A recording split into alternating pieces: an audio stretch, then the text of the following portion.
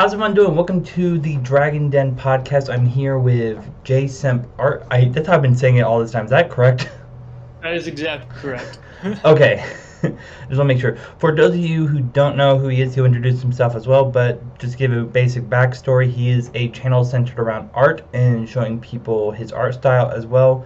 As you like to say in some of your videos, you don't need fancy equipment to do what you do. In fact, in one video, you drew an emoji with your finger to show you don't need anything fancy. He has, just give a basic idea, he has 3.1 million on TikTok and almost half a million on YouTube, which, like I said before, congratulations on those numbers. That is great. So, how about you introduce yourself and then we'll get straight to the questions. Yeah, I'm Asamp. I'm an artist. I like to think of myself as. I always get the question, like, do you consider yourself an influencer? No, I always just consider myself an artist. I would say, I don't know if you're gonna ask like classic background questions, but I'm originally from Los Angeles. Currently 22 years old. Just graduated from college and pursuing art full time, having a blast with it. And yeah, excited to be on the podcast. Well, thank you for that. And that's all basically I was going to ask is like just a basic backstory of you. Like, you have the questions. I usually try to let people know the questions so that way they're not caught off guard too much. So really, we'll just get into it with what got you into art. I've been to art ever since I was a kid. I kind of grew up doing art since I can remember. So, when people ask me how long I've been doing art for, I usually say since kindergarten because I probably wasn't capable of doing art before that. Um, so, yeah, my parents kind of instilled the idea that, if you're going to be inside, do art. If you're going to be outside, play sports. Just do something that integrates the mind or body, and that's kind of the philosophy I've lived by. And yeah, I absolutely um, love the fact that I spent my childhood doing art, and have taken this time to kind of build up skills and kind of build up an idea of what I appreciate with art, and it kind of cultured the styles that I've been able to create, and the style that I'm currently kind of working with. Yeah, and evolving your style. When I found you on TikTok, you were actually recommended to me on the For You page, and I saw. I think it was the one of the emojis, the one with the instead of whiskers is like nails or spikes on the side of his face. I know exactly which one you're talking about. Yeah, and I was like, I gotta watch more, and I actually spent like 2 hours just scrolling through watching and thinking like, okay, I cannot do this. I'm lucky if I could do a stick figure. Yeah, so like my whole emoji phase started that whole idea. The first one I did started in quarantine. Um, but I actually came up with that idea like a few years ago. I think it was like 2018 that I came up with the concept of drawing realistic emojis. I'm always kind of creating new concepts and always writing them down, not necessarily creating them, but just putting them on paper as an idea. And so the first idea that I had was, wouldn't it be weird and cool if there was an emoji and instead of hearts as the eyes, it was like anatomical hearts. So that was the first idea I had, but I never did it because I knew the whole concept of emojis is something that's vibrant, full of color. And at the time, I wasn't doing digital art; I was only doing traditional art. And I knew I kind of wanted to do a series around it. But if I wanted it to come out the way I wanted it to come out, I would have to do it in a painting or a very detailed colored pencil drawing, and I knew that would take a couple days for each piece. And so I kind of just left it on the back burner. And then kind of beginning in quarantine, I was getting a lot of commissions, and I decided to shift from using my Wacom tablet and drawing in Photoshop to getting an iPad and drawing using kind of the direct to drawing tablet method. And from there, I was just experimenting with different stuff. At the time, I was creating surrealistic work, and I was like, you know what? I'm gonna try this this emoji thing and see how it does. And it did really well, so I kind of just rolled with it. Yeah, I know I went back and watched, like, I contacted you in October. When around the time I think you were really starting the emoji stuff for Halloween, Yeah, and we were, and I was just excited seeing how much you've done with it so far. Like the spider eye ones really just made me go, yeah, I like, think yeah, with everything that I'm creating, especially with the emojis, the whole point of it is like create that shock factor. Because I chose emojis um, because everyone kind of has an emotional connection with emojis, or like everyone has their favorite emoji. So I wanted to create some content that was shareable in the sense that people are like, oh, look at this cool thing, but also here, I'm going to send you your favorite emoji and look at it because it's officially ruined for you. Um, and it's that type of thing that I'm like, yeah, it's the conversation piece. And with my art, I'm always trying to create something that makes people do a double take and causes people to think about it after the moment of seeing it. yeah, I would say you achieved that with me at least because a few of them, the anti-angle heart or the mind blown one, and the spider ones, I was like, I never thought of it like that. That's for sure. Uh, Yeah, I feel like that's kind of how I see, or at least I try to look at the world in that way, and that's how I come up with all of my kind of weird ideas. I try to look at the world in a surrealistic kind of viewpoint where I see something and I'm like, well, how can that be interpreted differently? And it's those types of, I have to call them like tangible puns where you look at it and it looks like what it's supposed to look like, but it could also be interpreted in a completely different way. Um, and I like to kind of do a little play on words with a lot of the things that are very simplistic and well known and are comfortable in people's minds. And I kind of try to flip that. And um, sometimes a lot of my work right now is kind of uncomfy, but I like to have a relatability to it. I'm not just creating like pure horror art. It's emojis, so there's a basis of okay, this is uncomfortable, but it's not unsettling where I have to look away. So it's kind of finding the balance where people can sit through it and stomach it, but it does make them want to talk about it and share it. yeah, and as we go through these questions, I'm putting an X by them so I know not to ask the same questions again. But what got you into content creation? Like Well, most. yeah, I mean, I have always wanted to just share my art with the world. I think everything started with my art Instagram.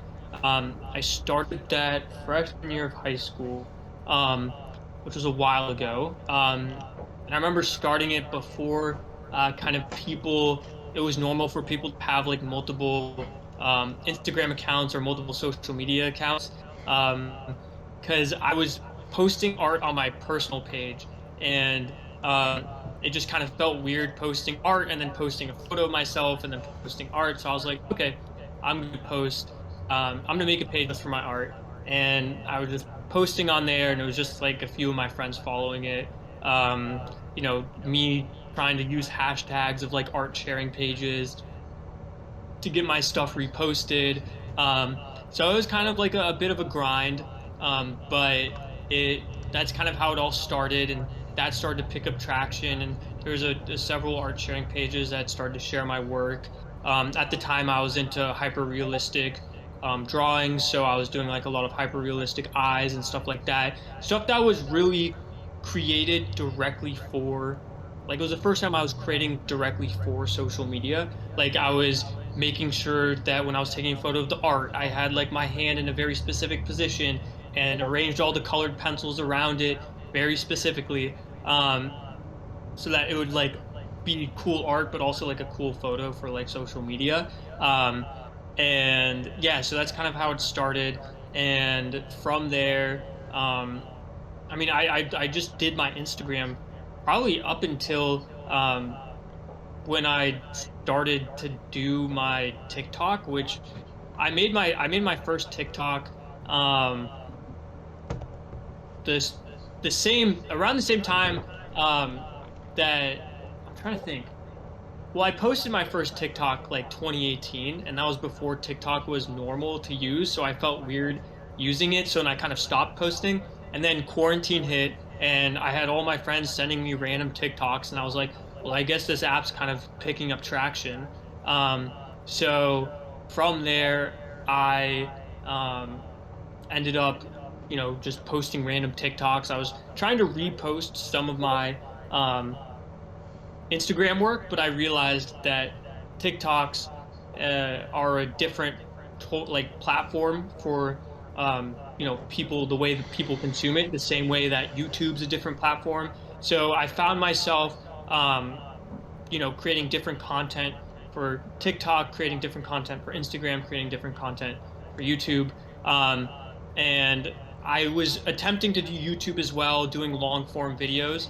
But that was very time consuming and wasn't where really like working out in the way that I wanted it to. I was having fun doing it, but I was spending, like 20 hours per video, and it wasn't going in the direction that I wanted it to go. So I kind of stopped YouTube for a bit, stopped Instagram for a bit, focused on TikTok.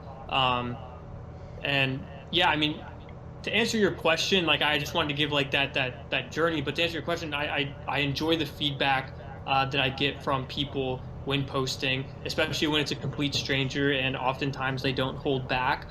So really getting a gauge on what the average person wants is something that I love, and I like that that's kind of um, dictated the path of the content that I create, and has helped evolve the work that I create. And I think that's my favorite thing about social media is the interaction with a group of people that I don't know, but I listen to and help me evolve as an artist. And I think that's like the coolest thing.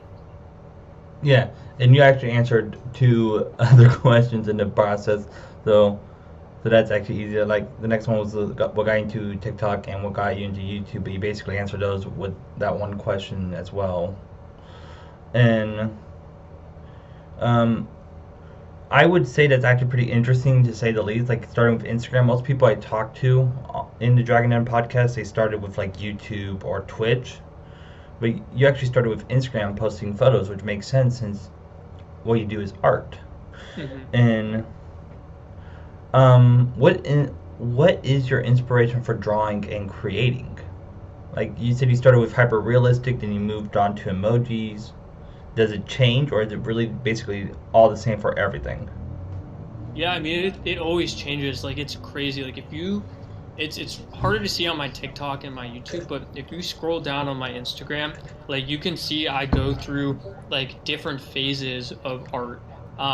Where like there's chunks of time where if you section those out, it looks like completely different artists. Like my first phase through Instagram was hyper realism and like drawing eyes, and then I kind of went through a phase where I was drawing like more like stylized portraits done in watercolor. And then from there, I went to like strictly just drawing like colorful eyes. And then from there, went to drawing like a whole like zodiac series that was all in the same style. And then from there, did like surrealistic work. And then now I'm doing something completely different with my emojis. So I find that I was never one like when someone asked me my style, like how do you find your style? I'm like, I still haven't found my style. I mean, my work is always evolving because I'm not gonna move on to something different. I mean, I'm not gonna stay with the same thing unless that same thing has reached an insanely wide audience that is caterable to, the entire world. Like I want to be able to fine tune that very specific style that resonates with the most people. Um, and each style that I create pulls something from my past styles. Like I learn something with each style. Um, but that's why I'm always evolving, because I always feel like each style is better and each style reaches more people. Um, so yeah, I think um, I think that's it's not something I think about a lot, but it's something that's very interesting to me. Um, that I kind of am always evolving in my style, and I can't really stick with one. And uh, but yeah, as far as inspirations go, I would say my biggest inspirations are surrealist artists, because I feel like all of my work has a basis in surrealism. Even with the realistic work that I did, I would always incorporate surrealistic elements to it. So I would say some of my favorite artists include like Hieronymus Bosch, who is one of the first realistic, I mean, not realistic, one of the first surrealistic artists, very much a pioneer. Big fan of Magritte, because back in the day, I mean, I actually started my art journey doing photography, or at least that was like the first facet of art that I took very seriously. I did drawing and painting much longer before that, but I took photography very seriously, and there was a big chunk of my life, I would say, like all of middle school and like probably first half of high school, where I didn't really do any drawing and painting and only did photography and digital work, like photo manipulation, and did a lot of work with Photoshop and creating surrealist works. Um, and I would say Magritte is almost like I like to think of him as a painter that created things that looks like Photoshopped work. Everything that he creates literally looks like it could have been a Photoshopped image. Obviously, computers weren't even a thing when he was around, which is why I appreciate his work so much. Um, I would say, obviously people like Dali, the classics, like anyone from the Renaissance, I appreciate. Um, Modern times people, uh, Tim Burton's one of my favorites, because I aspire to establish a style that resonates with the world, and he's done exactly that. Like that's the level I try to achieve, is create something that is so recognizable, so adaptable, and so like just brilliant. And he's done that with kind of his creepy style. And I would say also Daniel Arsham, as someone who has been able to create a brand around their art, and kind of build up a unique, almost brand identity that is their art style. And I think that is in line with other like other artists in like the hypebeast scene, like Kaz and Takashi Murakami. Um, those are all people that inspire me. Yeah. Give me 1 second. My dog is trying to get out, so let me let my dog Oh, out. you're Sorry. good. You're good.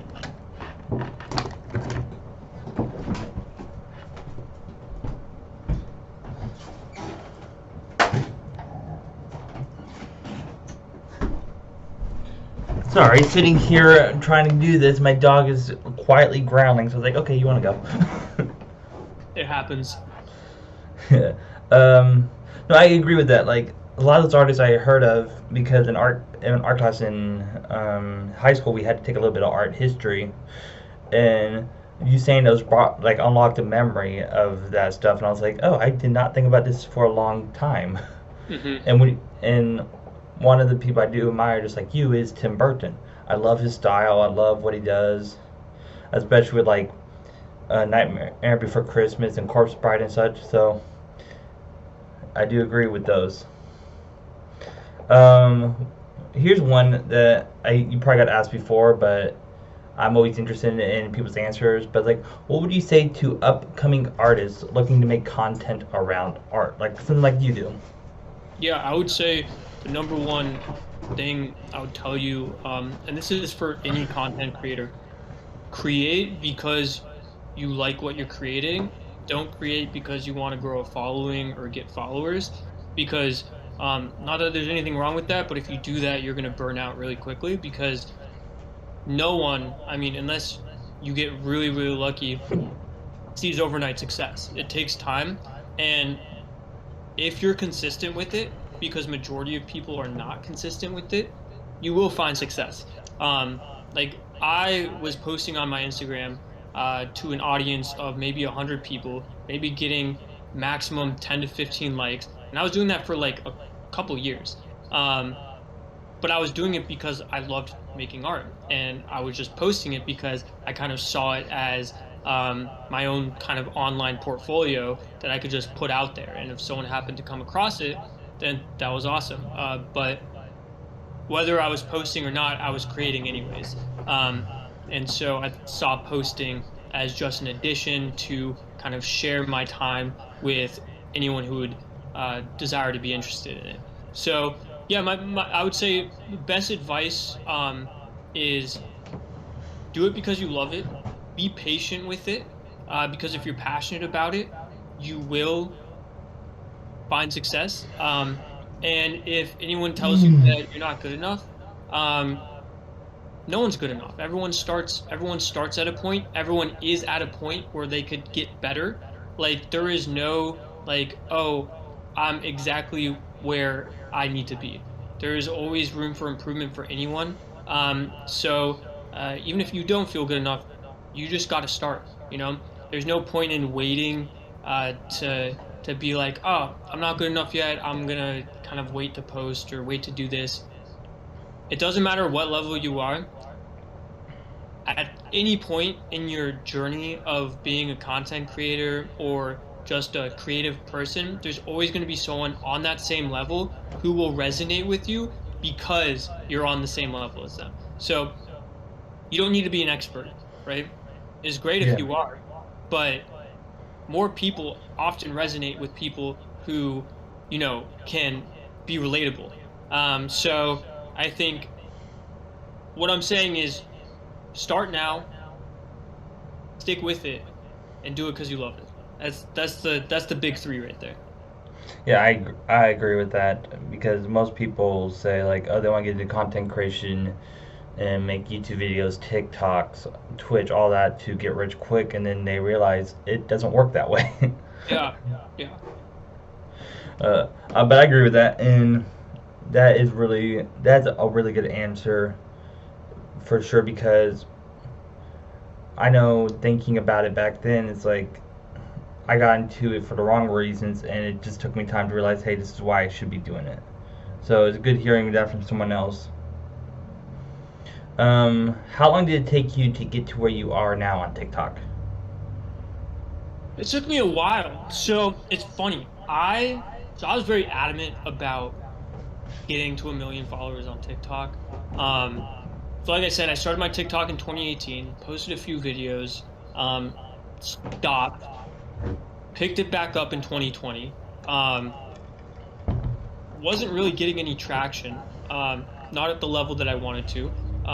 Obviously, the whole branding around TikTok is that anyone can go viral. So I was under the impression that if I put out random videos of my art in unique ways, I would go viral. I didn't, but I made, if you scroll back in my YouTube channel, before I started posting shorts when I was doing like normal, feature length videos, I made a video called My Journey to 1 Million TikTok Followers. And I made that when I had about 1,000 followers. And that 1,000 followers, 1,000 followers seems like a lot, but on TikTok it really isn't. You make a couple videos that kind of get on the For You page, you can get 1,000 followers on TikTok. And so I started from there and I made the video and in the video I kind of was talking about how I'm going to be testing a bunch of different things, a bunch of different methods. Um, but in the video I was like, I am going to hit 1 million followers. I don't know when it's going to happen. But I'm going to be testing out a bunch of different stuff. And so throughout the video, I tested out a bunch of different stuff. Some of them worked, some of them didn't. When I say worked, some of them maybe got um, you know 2,000 views. So nothing that was crazy. But then from there, I kept on trying new things, and I think the smartest thing with TikTok and understanding the TikTok algorithm is that you got to try a bunch of different things. And for the videos that start to work, right? Because when you first start posting, you'll get videos that get like 10, 15 views. Then you'll get a first video that hits 200 views. And you're like, what about that video worked? You take that aspect from that video and incorporate that in all your new videos, but you are still adding new stuff to those new videos.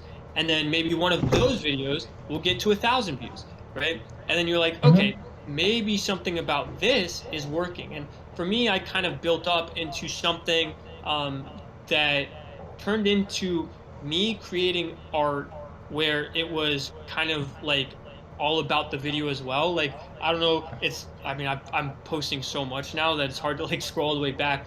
But my first videos that went viral were me turning into drawings, where I did this whole like kind of video effect where I would like snap and the frame would turn into a drawing of me. So it was like an edit where it looked like I turned into a drawing, and then it would be a reverse process video of me undoing the drawing, and then it would turn into like a perfect loop. Um, and those got, anywhere between 10K to 20K views, which was pretty epic. And then I started to see that compilation videos of like fast-paced stuff, right? Like there's those classic videos of like people like, you know, taking off a bunch of hoodies and like reversing their hats and it being like a crazy edit where it kept you engaged and watching the entire time. So I was like, what if I combined all of the videos that I made of me turning into drawings and just jam packing that into one video? And that's what I did. And that was my first viral TikTok and still my most viewed TikTok. It got like, I don't know, something like 20 million views.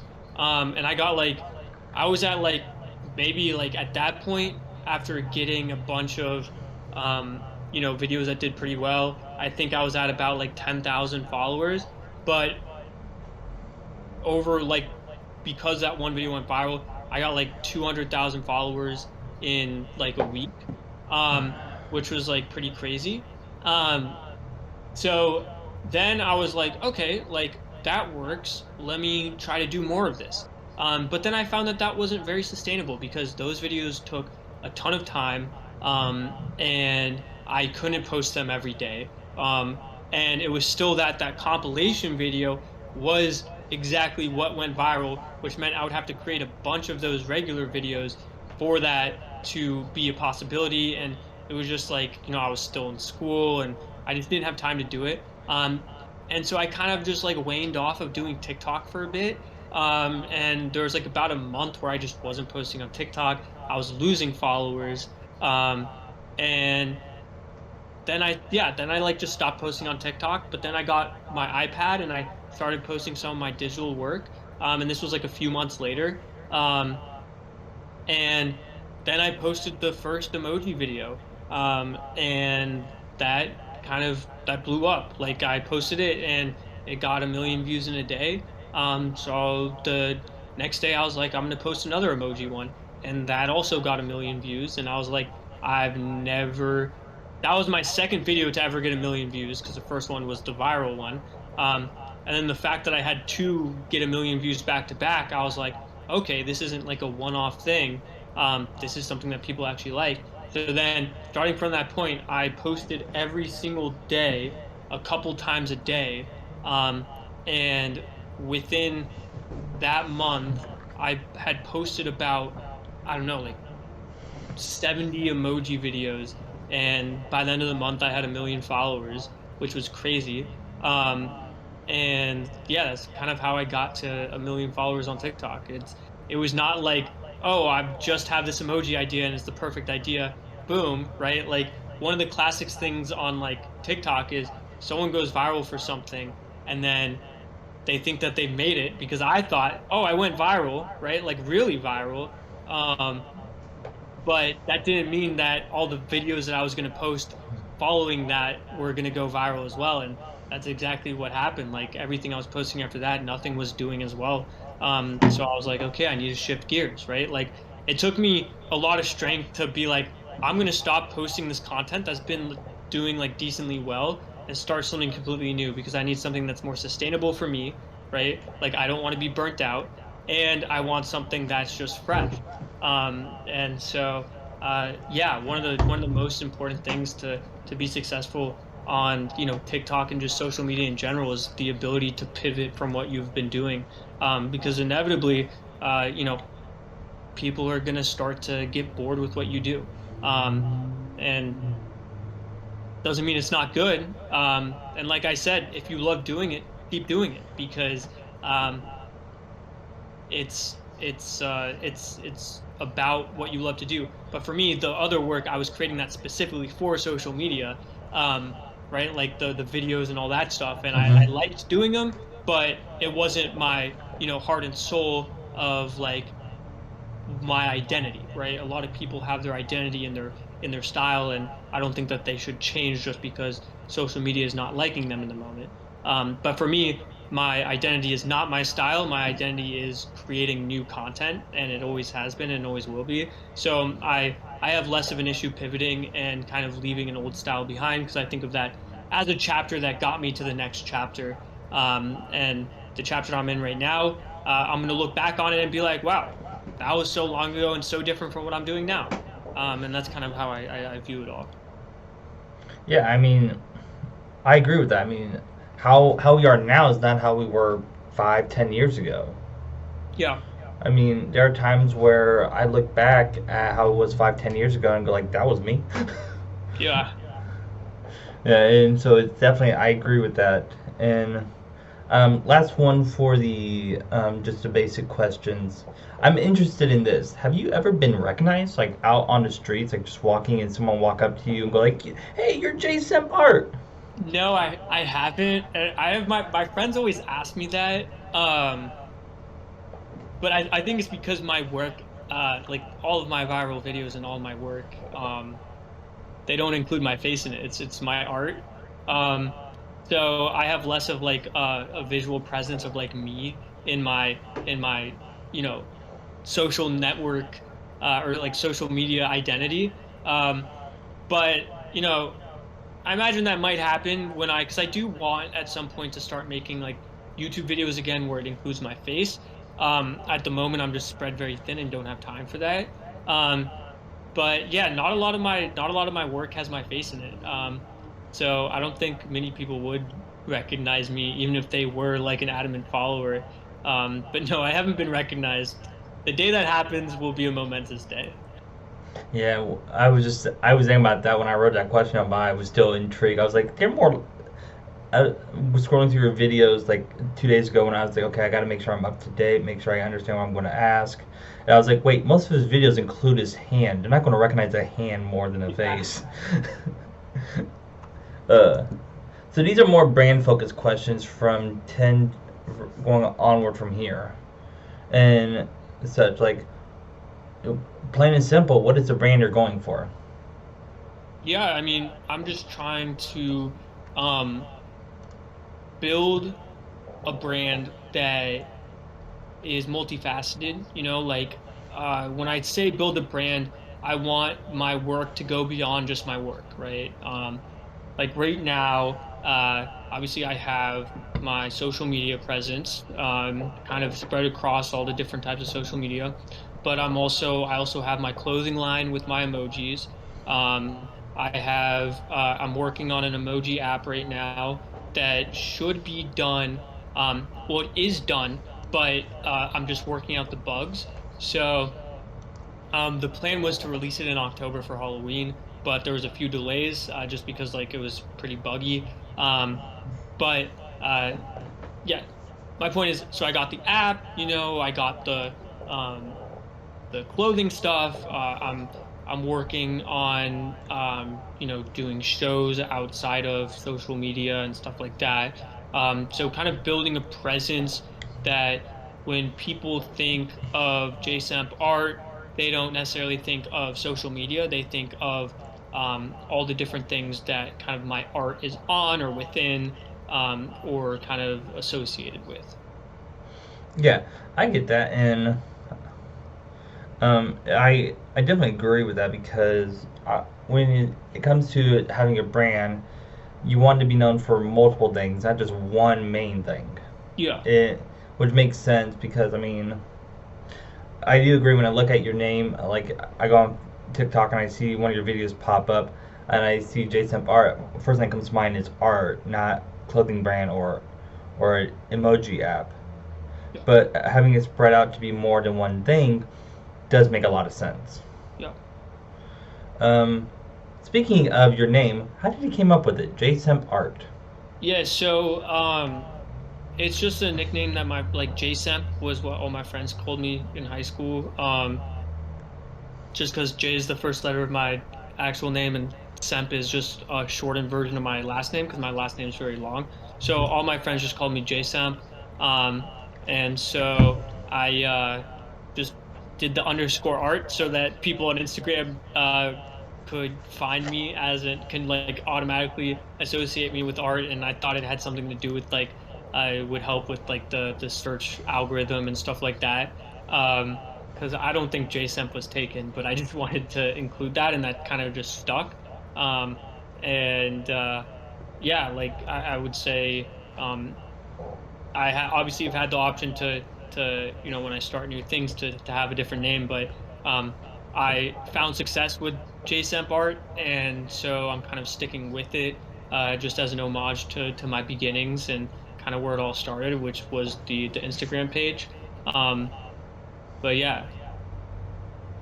Yeah, okay, I agree with that. And we're going through these questions a lot faster than I thought we would, to be honest. Which is a good thing. My goal with these podcasts is to have like we're talking like old friends, which we are, which is good. Um, do you, did you ever think you'll start making and launching merch as well as the app? Well, so creating clothing has always been my long-term goal ever since like before I even had a social media presence. I've always been into fashion. Um and so creating my merch as like not just typical merch, like it's not just my logo, right? It has my emojis and I specifically catered the colors of it and all that stuff to the emojis and stuff like that. Um that was always inevitable when I started the emoji kind of series.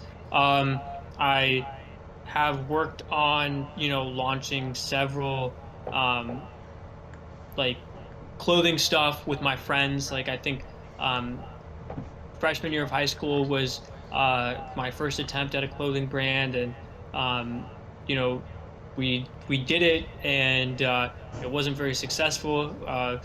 I mean, but we learned a lot from it, and then starting, uh, I think 2018, we wanted to try it out again, and so, but learning from the first time, we decided that it was smart to kind of work on the marketing side and the branding side of it more so because we just didn't do that for the first time. We just kind of printed shirts and relied on the coolness of the art to sell itself, but that's just not how business works.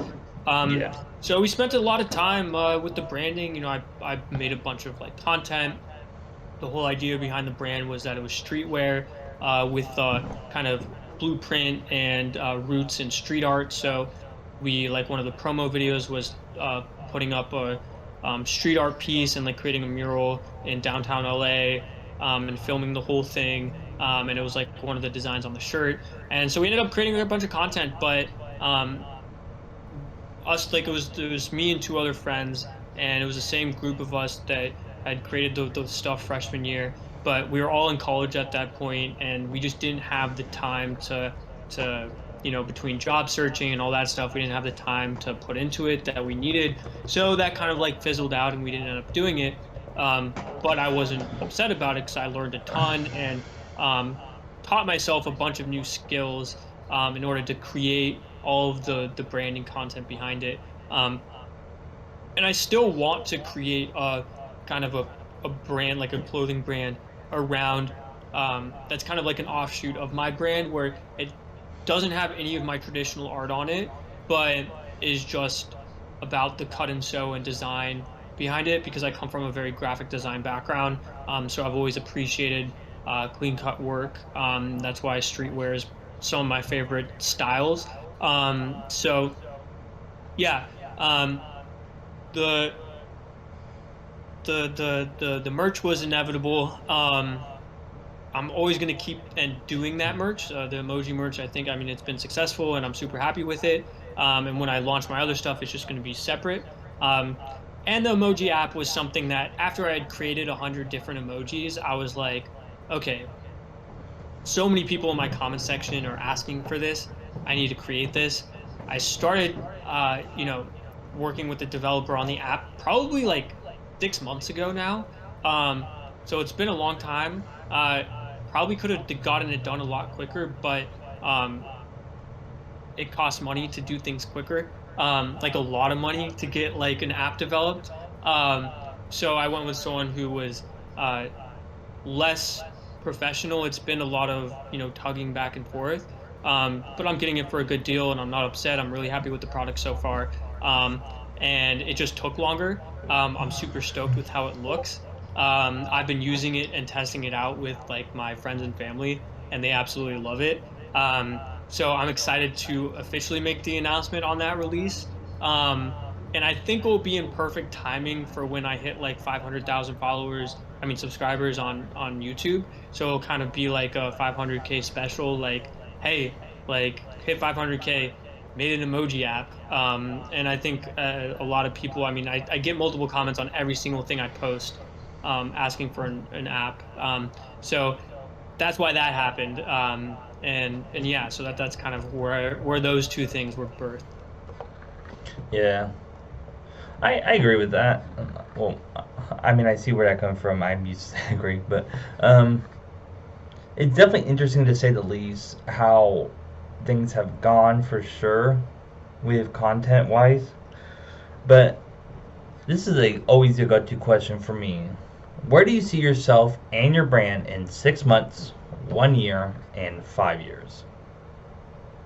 I would say 6 months.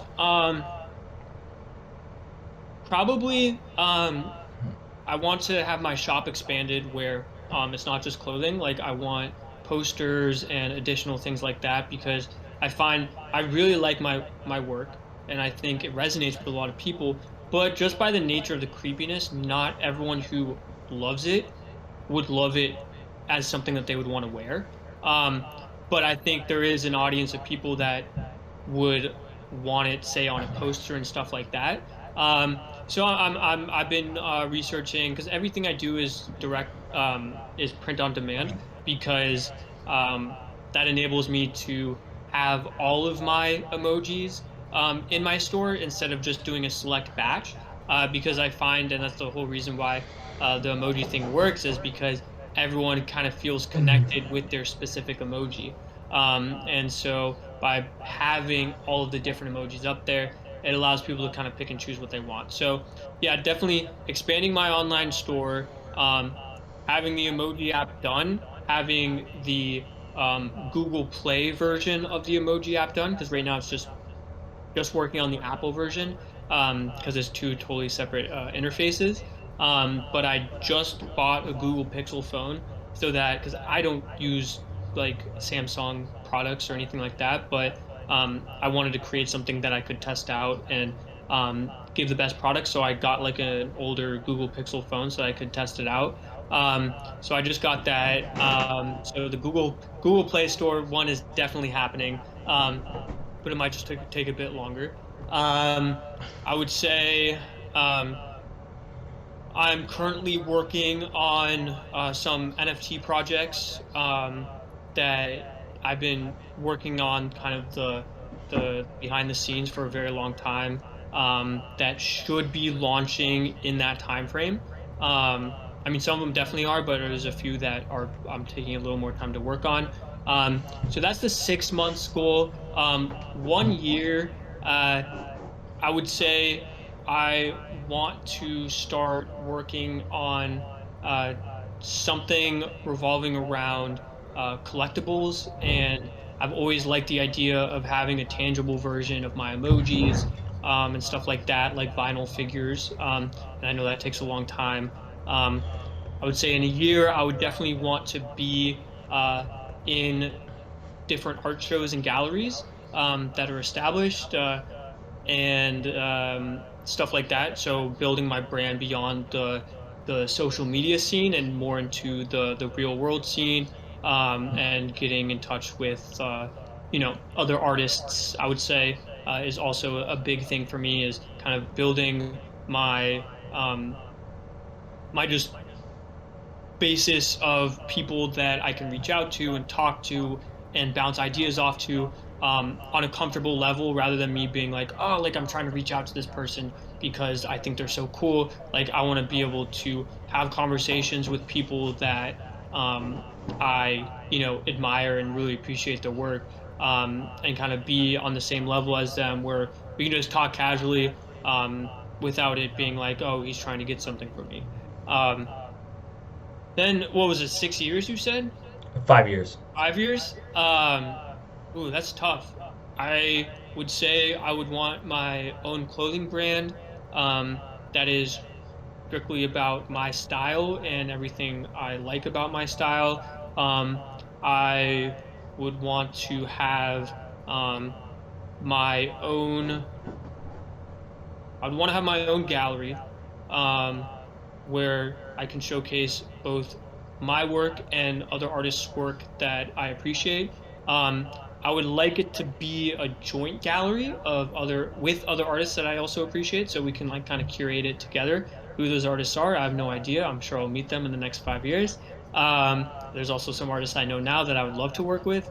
Um, I think that would be super cool. I it's really hard to say with the stuff that I'm working on now, because even in the past year I've cycled through like three different styles and stuff like that. Like I imagine that my emoji stuff will stay. I'll probably be working on a different style, but I've kind of built a brand around the emojis that's kind of like a sub brand to my name of JSAMP Art, and I would love to keep cultivating that. Like one of my favorite concepts that I've created is for an art installation where it's like you walk into a gallery and it's just all of these massive 3D emojis that are like, 6, 7 feet tall, and they're just like all these spheres of like emojis just on the ground hanging from the ceiling, and you're just walking through this like kind of forest of these massive, creepy looking emojis that are like realistic, like the ones I've drawn. Um, and I want that's like my top goal, because I think that would be like so cool. Even if I'm creating other stuff at the moment, just envisioning that kind of makes me really happy. Um, and yeah, I would say, I mean, there's so much. 5 years is tough, but those are like some of the cool things I would definitely want. The gallery, like owning my own gallery, having my own established clothing brand, um, and yeah, being able to be at a point where I can put out any type of work that I want, and I have a large enough audience where it will always be not well received, but well received by enough people where it does well. Because I have a few crazy project ideas that I know wouldn't necessarily do well on social media, because it's not made for social media. It's just made for the sake of it being cool art. So I think establishing uh, a basis of people that enjoy my work for my creative mind rather than the exact work itself would be really awesome. Oh yeah, I agree with that. And one of those things where you just want to do it, you just do it because you want to do it, in a sense. Yeah, exactly. Uh, Here's what I'm always interested in, because I deal with this a lot. How do you get over artist block when you're drawing or making content? No, that's a great question. So for me, it's it's a complicated question, because artist block is not as simple as, at least for me, it's not as simple as artist block. I sometimes it's more for me the lack of motivation to start working. Um, because I always have ideas. And like I said, right, those ideas are on the backlog from years ago. Like I have created enough ideas for multiple lifetimes. It just comes down to the motivation to create, which sometimes I find myself either being burnt out or, not.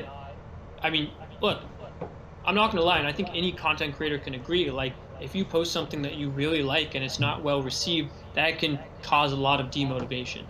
Um, Hmm.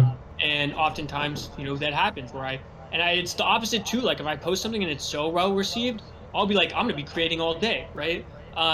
So it's this interesting concept of, uh, you know, sometimes I do get the classic artist block where I'm like, I can't think of any ideas that I think are good, right? So I end up not creating. But the way I get over it is multiple things, because I do get asked this a lot. As someone who posts a lot of work all the time, people think that I just don't have artist block, or I'm so good about like getting over it. Um, and it's because over time I've kind of created ways to get out of it. Because I would say my largest artist block moment was in college when I literally didn't create art for like 6 months in a row. I didn't draw on paper, nothing. I just didn't create at all. Um, and I found that, and I think this is why my style always changes, is because my cure to artist block is starting something completely new. Because there's something about starting something that's completely new and starting to get in the groove of that and getting super excited about it, that just kind of reinvigorates the spark that makes you want to create art in the first place. And for me, starting something new could also be kind of revisiting old styles. Sometimes I'll flip through like my old sketchbooks, and be like, "Oh, that was kind of cool," or be like, "Oh, I made that super long ago. I'm kind of like more established in my skills for what that was. I kind of want to try and redraw that." So there's a bunch of little things like that where, starting something new, redrawing something that you did in the past, and seeing if you have gained skill. Um, I would say basic way to get out of artist block are doing different drawing exercises. My favorite is when I have no idea what to draw, and I've done this before, and I have videos, like on my, like, way back on my Instagram, me doing this, where I'll just scribble on a piece of paper, right? Just randomly. And I'll take, 5-10 minutes to stare at the paper and try to find something within the scribbles, the same way that, you look at the clouds and you find something within the clouds. And I actually did the same thing with the clouds, on my TikTok more recently. Not super recent, but recent enough where it was in the mix of my emojis, where you scribble or you look at the clouds, you have it on a piece of paper, and you kind of just trace over that and create some sort of scene or new character, and kind of build something around that. And that's something that is so easy to do because you need no motivation to scribble on a piece of paper. But once you start to build that up, at least for me, I find once I start, right, I'm kind of in it, right? But it is much easier said than done because it's that concept and that the effort it takes to start that is tough, and that's what causes the artist block. And that's why when I say when you have it really bad, scribble on a paper method. It takes no motivation. It takes zero motivation and effort to scribble on a piece of paper, and to stare at it. Um, but yeah, so like I do that, yeah, like I would do the same thing where I'd take a photo of the clouds, print it out, and just kind of trace it, right? And see if I could find something. So there's different levels to it. But yeah, those are my best tips to kind of combating artist block. Yeah, I get that, and that can also work with content creation in a sense, because if it, I know there are times where I'm sitting down going like, man, I don't know what to make, what to do, so I just brainstorm different ideas, or I just scroll through YouTube and see, hey, what's popular this time. Yeah, yeah, yeah. Yeah. Well, one of my I forgot to mention because I haven't done it a lot in quarantine, but there has never been a time where I go to a museum or a gallery and I come out of it without feeling motivated to create art. Like, it's just something about seeing art that is amazing and beautiful and, um, just new and creative that makes you want to create. Like, it's great. So that's also one of my favorite things to do, but that takes an extra bit of push. But if you're feeling creative and you don't feel the motivation to create, or you're feeling creative and you don't have any ideas, go to a gallery, right? Or like you said, I oftentimes will look up on YouTube art, art time lapses or stuff like that, and just like try to get motivation to see like, okay, this person's creating, I want to create, and that works as well. Yeah, I get that. Um, Here's a question that always has a different answer for everybody. How do you know you made it as a content creator? That's a that's a tough question. Um, I would say you made it as a content creator when you walk down the street and people recognize you. Um, like, I mean,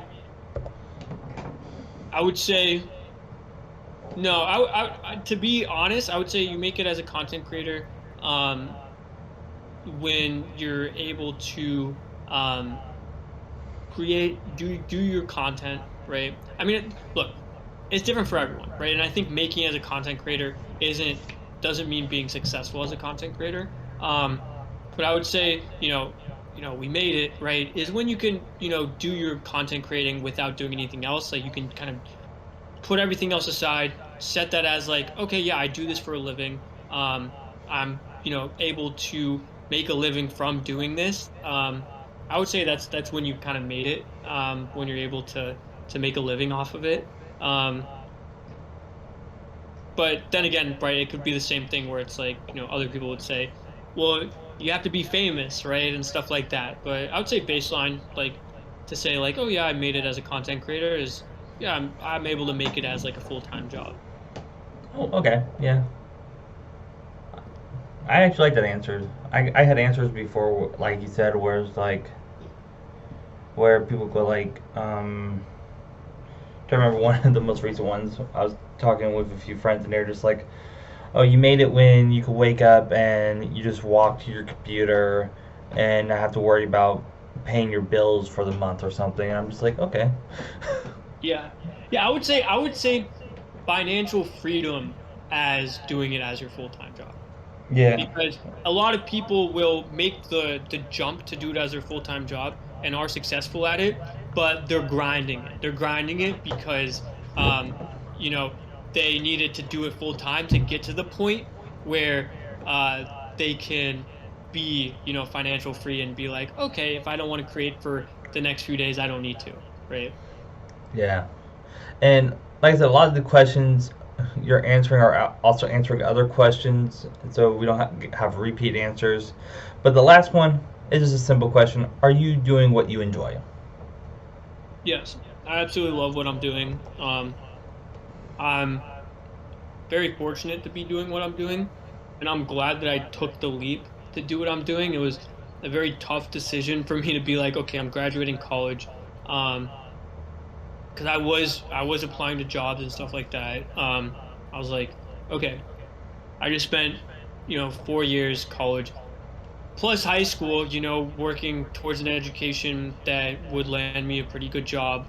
Um, am I going to go down the route of being an artist? And I decided yes on that because I see it less as okay, I'm an artist and more of like I'm an entrepreneur where art is the foundation of what I do, but I'm building a brand. Like I said, I have like my clothing line and I'm working on other projects kind of behind the scenes that are all connected. So I would say, yeah, yeah, yeah. Well, that's good. Um, no, I was looking at that question, going like, I'm intrigued to know his answer to this one. Yeah, I mean, but here's the thing, right? Like, and it's something that made me negligent to want to start it. And it's something ever since I was a kid, I was like, in the ideal world, everyone always like, what do you want to do when you grow up? I would always answer. I was like, this is how I would answer it. I would always be like, I want to be an entrepreneur, but if I had the opportunity, I would do art full time, right? If I was able to be an artist and be successful at it, I would do art full time. And what I'm doing now is both, right? Where I'm being entrepreneurial with my mindset of art. Um, and it's the type of thing where one of the things I was most afraid of with doing art full time was that it would become a chore rather than just me doing art when I wanted to create art. Um, and I think this is an important thing to note for anyone who is pursuing a career in something that was once a hobby for them, is that it's always important to take time to create something that is absolutely 100% not for the eyes of anyone on social media or anything that is related to what you would define as your work, because a lot of the stuff that I do create is for social media, and a lot of the times there are moments that I am creating when I don't necessarily have the creativity or the drive or the passion to create that, in the sense that I would just be, walking around and being like, I have this creative idea, I'm going to create it. But that's what work is, right? Like sometimes you have to create when you don't want to, because, you know, if you're just created when you wanted to, then um, that's just not how life works. But that's why it's important to separate the two, because if you find yourself creating and kind of merging the idea of what was once your hobby into something that is a chore, then you're going to start to hate it. But I'm able to enjoy both because I see one as a grind, right, and one as pure joy, right? And Hmm. I love the grind. That's why I wanted to do it. I mean, I've always had an entrepreneurial mindset. So when I say it's a grind, it doesn't mean I don't enjoy it, right? But it's a separate type of enjoyment, right? I do this post for social media because I enjoy the concept of growing my brand and creating a name for myself. And I create the art that doesn't see the light of day on social media because I like to express myself and just create for the sake of creating. And I think finding the balance between both is most definitely important, and it keeps you from burning out, and it keeps you enjoying what you do on both ends of it. Oh yeah, I agree with that. And really, it's like I'm just, let's see. Every question I have, I asked roughly about 20 of them, and all 25 has been answered in some way, in some form. So as I think of some more that I could possibly ask, this is where I flip the table and essentially give you the microphone so you can ask any questions you have that you are interested in knowing. Yeah, so like what got you into the podcast and just like interviewing people? Um, well, funny thing, my main thing I do is actually I make gaming videos and gaming live streams, but when I was on Twitch, I kind of was like talking with a few other content creator friends, and I was interested in hearing their backstory. So I was like, I'm going to bring back my interview podcast I wanted to do. And what got me into it was actually journalism class, where my, my journalism teacher was awesome. One of the greatest teachers I ever had. But she literally said in class about me was like, I am terrible at journalism except for the interview portion. And we had to do interviews for one day for class, and I was looking at these questions, went nope, and just ripped it and started asking my own questions, and my teacher literally said it, you have chops. Yeah, no, And I love that. I love that. I think the reason why I asked is because I did journalism in high school. Um, and when you asked me like, is this like, because I was like super excited to do this, and you're like, oh, is this your first interview? And I was like, no, but it's because before I had any followers on Instagram, before TikTok or YouTube was a thing in my life. Um, in high school, one of the projects that I took on was doing a piece on the street art in downtown LA. So I ended up reaching out to a ton of um, street artists, and a lot of them were very popular. And majority of them never got back to me. I even got left on red. And it was just me being like, hey, look, I'm like a high schooler. Like, I'm also an artist. I'm looking to interview you about your work. And a lot of them, like, even came back to me and was like, sorry, I don't have time. And at that moment, I told myself, I was like, if I ever get to a point where my work picks up and people want to interview me, I'm never going to say no. Like, I'm always going to say yes, no matter who it is, no matter how busy I am, right? Like, for us, you reached out to me. I was super busy, but I was like, I'm free now, right? So there's never not a time where I may be super busy at one point, but there's always going to be a moment where I'm not. And so the excuse of saying I'm busy is not something that I'm ever gonna say. I mean, saying that, if I do get to a point where there's tons of people asking me, I'm gonna have to, divvy it up. But my point of that is, I absolutely love journalism. I appreciate your background of it, and that you saying that just got me really excited, and it gave me a throwback because like my journalism teacher, she was one of my favorite teachers as well. So I definitely appreciate that. Yeah, and it's also one of those things I've learned. Everyone has a story. And it's like one of those things where it's like sometimes it just takes the right questions for it to be told. Because just like in journalism class, my last day of school before I dropped out was literally my teacher was like, "You have a future in something involving interviews, but it's not journalism." And I was laughing. I was like, "Yeah, I see that." Because at the time, I also was very gullible. I believed everything I read, and now I take the time to do research and such and all that to know if what I'm finding is the right information or not. Yeah. Yeah. What else No. you got for me? Yeah. Hold on. Let me think. Let me think. So yeah. So like you said, so do you just interview artists, or you just like interview I like all different types of people? Like, um, just like I said to you on Instagram. I want to interview people like any type of people, big or small, because everyone has a story. yeah. No, Literally, I I, appreciated that. I interviewed some people who just got started in content creation. You are literally the biggest person I've interviewed. And like no joke, right before we got started, I was going like, okay, he's just a person. He's just a person because I enjoy your content, like I said, and it's definitely something that when I asked you and like you got back to me 4 days later, I was actually surprised you got back to me because I asked so many people and most of them never responded. Yeah. I've been actually pretty bad with my DMs lately, but I I used to. I used to like on my Instagram, because the Instagram was the only thing that I did. This was before I did TikTok and anything like that. I used to respond to every single comment on my posts and respond to every single DM. And um, there weren't a little of them. I would section out probably about 30 minutes every day to do that because I was getting like 15 to 20 DMs every single day.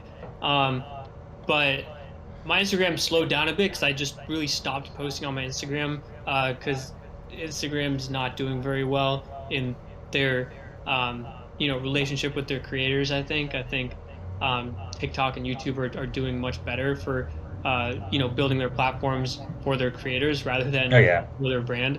Um, so that's why I've kind of waned off of Instagram. But I won't really respond to DMs that are just like random. But if I see someone asking me a question, I'll still always respond to them. And um, I mean, anyone who has an Instagram can see exactly all their requests and every Instagram that you send. Like I mean, some people get more Instagrams than more DMs than others, but I yeah, I think it's rude not to respond.